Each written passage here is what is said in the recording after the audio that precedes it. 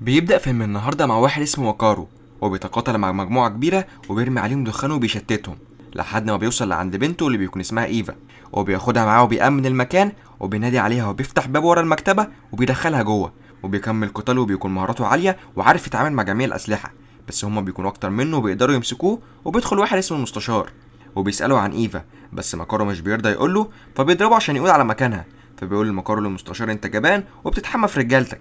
فبيتضايق المستشار من كلامه وبيطلع مسدس وبيحط فيه طلقه واحده وبيدي لماكارو خيارين، وبيقول له تقتل نفسك وبنتك تعيش او يقتله ويموت هو وبنته. وماكارو بيكون خايف على بنته وبيقرر يموت نفسه، بس ايفا بتكون شايفاه وبتنادي عليه وبيتحرك له الجنود ناحيتها، فبيضربهم ماكارو باخر طلقه معاه وبيقوم يشتبك معاهم. وبيكون عددهم كبير بس بيقدر عليهم، وبيقوم وبيتحرك ناحيه بنته بس بيهجم عليه جندي بسكينه وبيكون عايز يخلص عليه، وبيحاول ماكارو يوصل للمسدس بس ايفا بتخرج من مكانها وبتخلص على الجندي، وبياخدها ماكارو وبيتحركوا بسرعه وبيكسر الحيطه وبيزرع فيها قنبله، وبيكملوا في طريقهم وبيتضرب عليهم نار من كل حته، وماكارو بيتصاب بس بيتحمل على نفسه وبيطلع لبره، والمكان بينفجر والمستشار بيشوف اللي حصل وبيركب عربيته وبيمشي، وماكارو بيكون متأثر بإصاباته وبيودع إيفا وبيموت. وبتوصل الشرطة والمطافي وبيظهر واحد اسمه وينستون وبيروح لعند إيفا وبيقعد معاها وبيحاول يواسيها، وبيقول لها إن أبوها كان راجل صالح وكان عايز يوفر لها عيشة كويسة، وبيقول لها أنا ما أقدرش أرجع لك أبوكي بس ممكن أخدك لعند عيلته وممكن يبقوا عيلتك أنت كمان. وبتوافق إيفا تروح معاه وبياخدها وبيمشي، وبياخدها لعند مسرح تابع جماعة اسمها روسكا روما، وبيكون في واحدة اسمها نوجي وبتكون مركزة معاها لحد ما بيجي لها وينستون وبيعرفها إن المديرة مستنياها، وبتروح لعندها وبتقول لها المديرة انت بترقصي باليه صح، وبتقول لها انا عارفه اللي حصل معاكي وعارفه انهم سلبوا منك ابوكي بس مش هنسيبهم يسلبوا منك مستقبلك. وبترجع ايفا لعند وينستون وبتقول له انها هتفضل هنا وبتمد ايديها عشان تسلم عليه، فبيسلم عليها وبيديها عمله معدنيه وبيقول لها انا تحت خدمتك في اي وقت، وبيمشي وبتروح ايفا تقعد مع نوجي وبتسالها ايفا لو هي تعرف ابوها، فبتقول لها نوجي انا وابوكي من جماعه روسكا روما، وبتعرفها انهم كانوا بيطلقوا عليه كيكي مورا. فبتسالها ايفا عن معنى الاسم، فبتقول لها نوجي ان ده اسم اسطوري بيتقال على روح فيها الظلام والقتل والانتقام، فبتقول لها ايفا زي البعبع يعني. فبتضحك نوجي وبتقول لها ايوه، وبتاخد العمله اللي معاها وبتقول لها العمله دي ليها وشين، القتل والانتقام وانت اللي بتختاري.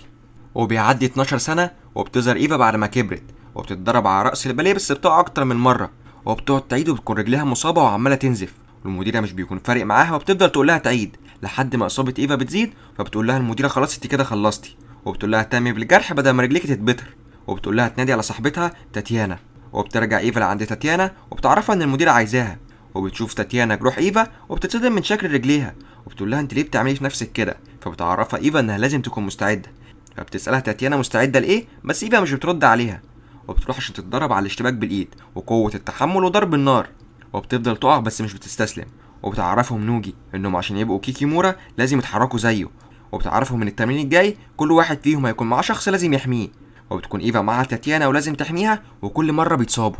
وبتروح ايفا تتدرب على الاشتباك بالايد بس اللي بتلعب ضده بيكون اقوى منها بيوقعها، وبتسالها نوجي وقعت ليه، فبتقول لها هو اقوى مني، فبتقول لها نوجي ملهاش علاقه بالقوه وانك لازم تكوني مستعده للدفاع عن نفسك تحت اي ظرف، وانك انت اللي بتختاري الفوز او الخساره.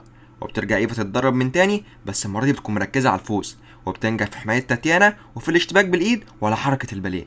وبترجع لعند السيرها وبتلاقي تاتيانا مش موجوده، فبتروح لعند المديره وبتسالها عن تاتيانا، فبتقول لها المديره تاتيانا مش زيك، انت اللي بيدفعك للقتال الالم لكن هي اللي بيدفعها الحزن عشان كده هي ما تنفعش لجامعتنا. فبتقول لها ايفا طب انت بتمنعيني ليه وانا مستعده، فبتقول لها المديره انت عندك حق وتوديها للاختبار الاخير، وبتدخلها اوضه وبيدخل عليها بنت اسمها بيترا، وبتقول لها بيترا انت تعرفي انا مين، انا انت بس بعد 10 سنين. وبيبدا الوقت وبتبدا بيترا تجمع المسدس عشان تقتل ايفا، بس ايفا بتكون اسرع منها وبتقدر تجمع المسدس وبترفعه عليها، بس بيترا مش بيفرق معاها وبتكمل وبتكون هتقتل ايفا بس ايفا بتخلص عليها، وبتفتكر اول مره قتلت فيها حد عشان تحمي ابوها، وبترجع لعند سيرها وبتشغل اللعبه بتاعتها وبتسمع صوت بره، وبتلاقي جون ويك مع المديره، والمديره بتقوله انت عملت كل ده عشان كلب، فبيقول لها جون ويك ده ما كانش كلب عادي، وبيظهر جون ويك في المكتب وبيعمل علامه على ظهره عشان ما يرجعش لجامعتهم تاني.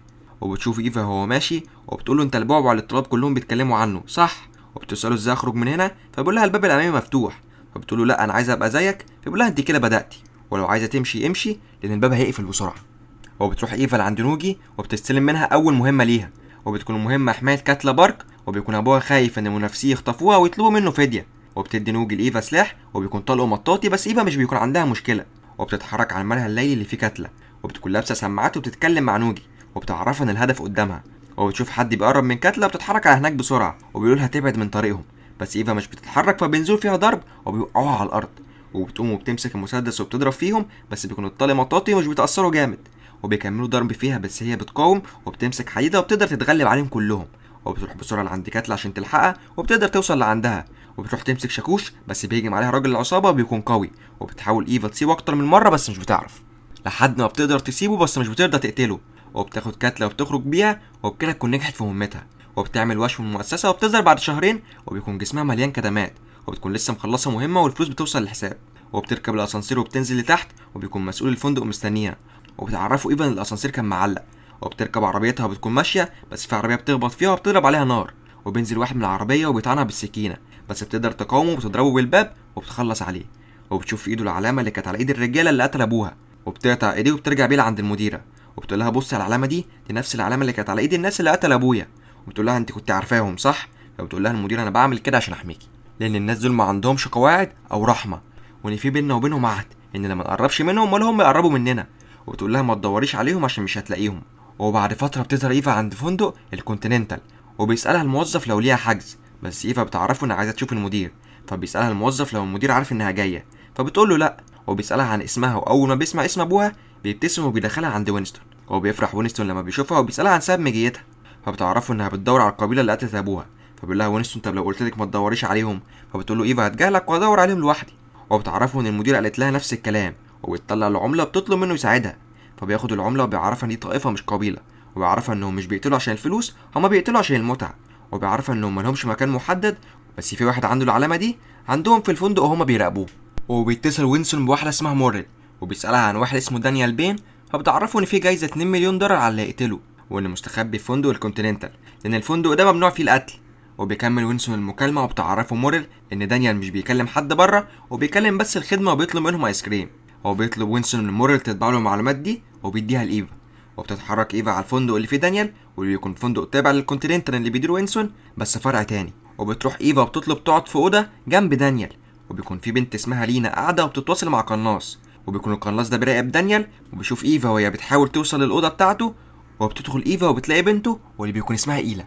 وبيظهر دانيال وراها وبيثبتها وبيسالها هي هنا بتعمل ايه، وبتعرفوا ان في ناس من جماعته قتلوا ابوها وهي صغيره.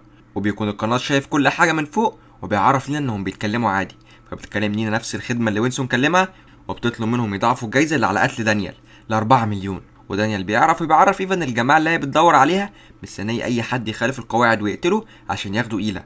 وبيوصل القتله مأجورين لعند الباب وبيكونوا عايزين يدخلوا، وفي واحد بيقع في الفخ، ودانيال وايفا بيشتبكوا معاهم، وبيقدر دانيال ياخد بنته ويخرج، بس في ناس بتظهر قدامه فبيدخل الاوضه وبيستخبى، وبيستناهم وبيقتل واحد منهم وبيشتبك مع التاني وبيقدر يخلص عليه. وبتظهر ايفا بتتحرك معاه وبيطلب منها تساعده عشان يخرج بنته من هنا. وبتخرج ايفا بإيلا من الباب، ودانيال بيخرج من مكان تاني، وبيتقابلوا وبتكون الدنيا زحمه، فبيضرب دانيال نار في الجو وكل الناس بتجري، وبيظهروا العصابه وبيقعد دانيال يتقاتل معاهم بس في واحد بيقتله. وبتيجي لينا من ورا ايفا وبتضربها على دماغها، وبياخدوا ايلا وامن الفندق بيمسكوا ايفا والقتله اللي كانوا عايزين يقتلوا دانيال. وايفا بتعرفهم ان هم اللي بدلوا الاول وانها مخالفتش القواعد وما قتلتش حد، وبيأكد الموظف على كلامها وبيقتلهم كلهم وبيسيبوها عايشه.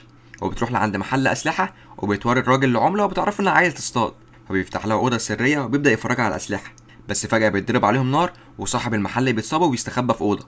وايفا بتقدر تدخل اوضه هي كمان وبتاخد معاها قنابل وبتستنى رجاله العصابه، وبترمي عليهم صندوق مليان قنابل وبيتفجر والارض بتتدمر وايفا بتقع لتحت. وبتفضل ماشيه وبتحدف قنابل على اي حد يجي في وشها، واللي مش بيموت من القنبله بتكمل عليه، وبتحط له القنبله في بقه وبتحاول تهرب، بس في واحد بيجي من وراها فبتحدفه باي حاجه معاها وبتجري عليه وبتلف القنبله حوالين رقبته وبيموتوا كلهم. وصاحب المحل بيشوف العلامه اللي على ايديهم وبيتضايق منهم وبيقرر يعرف ايفا مكانهم، وبيقول لها انهم معظم الاوقات بيكونوا ما بين الجبال، وبيديها عربيه واسلحه وايفا بتتحرك على هناك. وفي واحد بيشوفها وبتكلمها المديره وبتقول لها انت كده بتخالفي القواعد، وبتطلب منها ترجع قبل ما تدمر عيلتهم، بس ايفا بتقفل معاها وبتكون هتخبط في واحده ست وابنها، والولد بيشاور لها انها هتتضرب بالنار. وبتدخل ايفا مقهى وبتطلب قهوه، وفي عربيه بتقف قدام المكان وكل الموجودين بيخرجوا، وبيدخل واحد وبيضرب على ايفا نار، وايفا بتقدر تستخبى وبترد الضرب، بس الطلق بيخلص وبتمسك الشوكه وبتضربه بيها، والنادله بتتكلم في التليفون وبتعرفهم ان في مشكله عندها.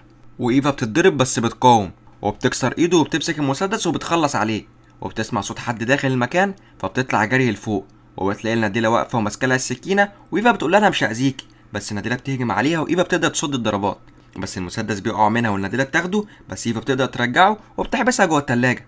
وبيظهر كل اهل المدينه وبيكونوا تبع العصابه وبيجهزوا نفسهم عشان يقتلوا ايفا ويدخلوا المكان. وايفا بتستخبى وبتاخد سكينه وبتلزقها في المسدس، وفي واحد بيروح لعندها فبتطعنه وبتستخدمه كدرع، وبتفضل تقتل في كل الموجودين واحد ورا التاني لحد ما بتطعن في ظهرها، بس بتتحامل على نفسها وبتخلص عليهم كلهم. وبتخرج وبيشوفها المراقب بتاع المكان وبيبلغ المستشار اللي حصل وبيشغلوا جرس الانذار. وكل اهل المدينه بيستعدوا والاطفال بيستخبوا، وبيبداوا اهل المدينه يطاردوها وبتحاول تهرب منهم وبتخلص على اي حد بيظهر في وشها. وبتطلع فوق سطح بيت وبتنزل بتلاقي خباز وبيهجم عليها بالسكينه وبيقدر يسيبها بس بترمي من فوق. وبتظهر طفله صغيره واهلها بيدخلوها البيت وبينزلوا في ايفا ضرب لحد ما بيوصلوا باقي اهل المدينه وبتوصل لينا لعندها وبتشوف العلامه اللي على ظهرها وبتضربها على دماغها. وبتفوق بتلاقي المستشار قدامها وبيسالها لو المديره بعتتها لهنا، بس ايفا بتعرفه ان هي جايه هنا عشان تنتقم منه بسبب ان هو قتل ابوها. وبيسيبها المستشار وبيروح لعند لينا وبيعرفها ان محدش بعت ايفا وانها جايه عشان تنتقم، وبيقول لها ايفا تبقى اختك. وفجاه بيسمعوا صوت ضرب نار وبتكون ايفا فكت نفسها وبتقتل في رجالته، وبيكون في واحد هيضربها من ظهرها بس لينا بتلحقها وبتجري معاها. وبتدخل جوه كوخ عشان تدور على ايفا، بس ايفا بتظهر لها بتاخد منها السلاح، ولينا بتبص لها بتقول انا كنت فاكراكي ميته. وايفا مش بتكون فاهمه هي تقصد ايه، بس لينا بتعرفها انهم اخوات وبتقول انا ما كنتش عارفه هو اخدك ليه وهرب، بس الواضح انه ما قدرش يغيرك عشان كده رجعتي من تاني لمكانك الطبيعي. وفي نفس الوقت بيكون في رجاله محاصرين الكوخ وبيسالوا المستشار يعملوا ايه، بيقول لهم يفجروا الكوخ وبيبان عليه ان هو زعلان، وبيحدفوا قنابل على الكوخ وبيفجروه. وبتقوم ايفا بتكون مصابه وبتروح لعند لينا واللي بتكون خلاص بتودع، وبتقول لي ايفا هو لما اخدك انا كنت عندي 9 سنين وكنت زعلانه جدا انك سبتيني ومشيتي. وبتموت لينا وبيدخلوا الرجاله المكان وايفا بتقتل فيهم بالسيف بمهاره عاليه بالرغم من الاصابه اللي عندها وبتقدر تخلص عليهم كلهم. وبتسمع المستشار وهو بيتكلم رجالته على سلكي وبيسالهم لو الموضوع خلص، بس ايفا بترد عليه وبتعرفه ان الموضوع مش هيخلص غير بموته. فبيتضايق المستشار وبيكلم المديره وبيعرفها ان في حد من عندها اخترق الهدنه اللي ما بينهم، وبيقول لها انها لو ما لقيتش حل لحد نص الليل هيخلص عليها هي وكل تلاميذها. وبتقول المديره انا هبعت لك حد يخلص المشكله دي، وبتقفل معاه وبيوصل جون ويك على المكان وبتكون المديره بعتها عشان يخلص الموضوع. ولما بيشوفوا المستشار بيبلغ رجالته انهم ما يتدخلوش ويسيبوا جون ويك يتصرف. وبيوصل جون ويك لعند ايفا وايفا بتشوفه وبتقول له ما بعتينك كده عشان تقتلني، فبيقول لها جون ويك الموضوع ده قايم على اختيارك، بس ايفا بتعرفه انها مش هتمشي وبتطلع مسدسها وبتضرب عليه، بس هو بيقدر يفادي الطلق وهي طلقها بيخلص. وبيروح لعندها وبيطلب منها تمشي من غير مشاكل، بس هي بتهجم عليه بالسكينه بس بيقدر يصد كل الضرب وبياخد منها السكينه وبيثبتها، وبيقوم وبيسيبها بس بتهجم عليه من ظهره بس بيقدر يوقعها، وبتحاول توصل للسيف بس بيبعدها وبيرفع عليها السلاح وبيقول لها تمشي من غير مشاكل، بس ايفا بتعرفه انه قتل ابوها وبتقول له يسيبها تاني الموضوع. فبيبص جون ويك في ساعته وبيقول لها معاك لحد نص الليل. وبتتحرك ايفا وبتهجم على واحد وبتزرع في بقه قنبله وبتنفجر، والمستشار بيسمع الصوت وبيعرف ان جون ويك سابها وبيبلغ كل المدينه انهم يهجموا على ايفا. وبيروحوا لعندها وبتهجم على واحد بالسكينه وبتخلص عليه وبتاخد منه سلاحه وبتخلص على الباقي. وبتوصل لعند مستودع الاسلحه وبيدخلوا مجموعه وراها بس بيكون زرع لغم وبيتفجر فيهم. وبتقابل مجموعه تانية بس بتحرقهم بقاذف اللهب، وبيوصل لعندها واحد اسمه ديكس وبيكون هو كمان مع قاذف لهب، وبيقعدوا يضربوا على بعض وبيستغل انشغال ايفا وبيهجم عليها وبيقدر يوقع منها السلاح وبيوقعها على الارض وبيولع في رجله، وبيحاول يضربها وبيمسك قاذف اللهب وبيضرب عليها بس هي بتقدر تفاديه على اخر لحظه وبتهرب. ورجاله المستشار بيروحوا لعنده وبيطلبوا منه يغير مكانه لانهم ما يعرفوش مكان ايفا ولا جون ويك. وبتكون ايفا ماشيه وبيظهر ديكس وبيضرب عليها بس هي بتنط جوه بيت وبتمسك خرطوم الميه وبتصد النار بيه، بس ديكس بيقدر يوقعها وبيكون هيخلص عليها، بس جون ويك بيكون بيقنص من بعيد وبيضرب قاذف اللهب ويولع في ديكس. وبيوصل لعنده مجموعه كبيره بس بيخرج وبيخلص عليهم، وبيكون المستشار بيهرب وايفا بتظهر في وشه وبتضرب عليه نار، وبينزل السواق عشان يقتلها بس بتخلص عليه، وبيروح لها المستشار بيقول لها مش هتستفادي حاجه لو قتلتيني، وكده كده هيجي واحد بعدي ويكمل، وان كده كده دي حقيقتك، بس ايفا بتخلص عليه. وجون ويك بيشوفها وبيبلغ المديره ان المهمه تمت، فبتساله لو قتل ايفا فبيقول لها لا هو اللي مات. وبتاخد ايفا إيلا لعند ديل وبيطلع انه لسه عايش. وبتظهر ايفا وقاعده تتفرج على عرض لتاتيانا صاحبتها، وبيوصل لها رساله انها محطوط جايزه 5 مليون دولار للي هيقتلها، فبتتحرك ايفا وبتخرج ورا المكان. وبكده خلص الفيلم. يلا سلام.